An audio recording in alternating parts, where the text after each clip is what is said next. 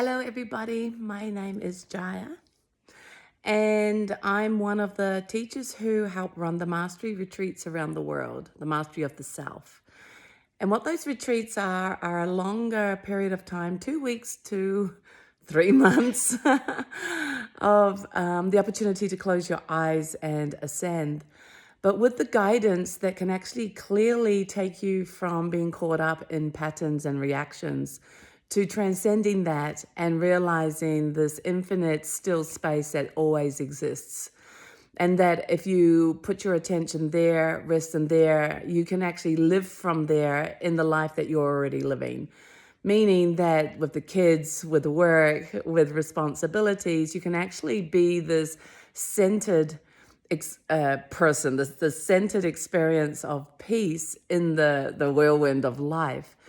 You probably already have a lot of experiences with that if you've been practicing eyes open ascending, because we have these amazing techniques, these amazing tools that make us present, allow us to be present and recognize the presence, your star word in daily life. And so the next step is actually to see that that is a continuum experience of peace and connection to the universe, your star word, always. Why would you want to do that? Wow, guys, there's this quote from MSI, life is meant to be lived in infinite joy, eternal peace, and unconditional love. And anything less than that is utterly missing the point of being born human. Now, the first time I heard that, I was like, ouch, that sounds a little intense. But when you start to really play with seeing your patterns, your reactions, your identifications, the stories, the doubts, the assumptions, and how we live through those assumptions, those doubts, and those stories, when you change that, you experience something different, completely different. So imagine living in a world where your experience is unconditional love. Like, what even is that? Imagine when you are walking through life in this endless peace and this universe that's supporting you. Everything's coming to you for you to enjoy. Life is completely different then. So the mastery retreat is enhancing that in people's experience, showing you how you can have that and how you can actually live that. So a retreat environment is you remove yourself from your life just for a moment to actually learn this. And then you go back into life and play with this new platform of peace or presence. This is a long way of saying Manu and myself are coming to Taupo this year. We're doing a 1-week retreat. We will be guiding you.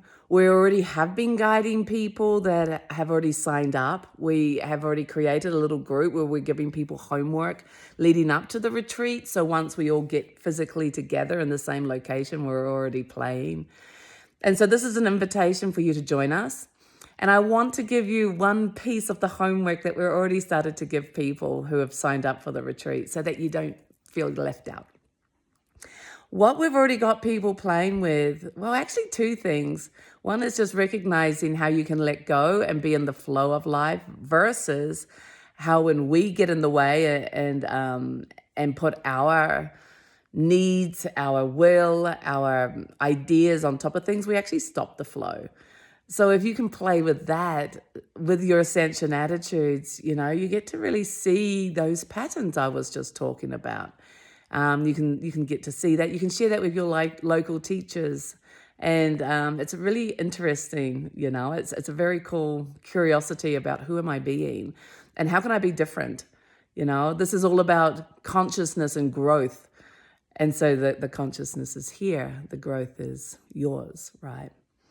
So that's one thing. The second tip is actually, we've been playing for the last month actually with labeling.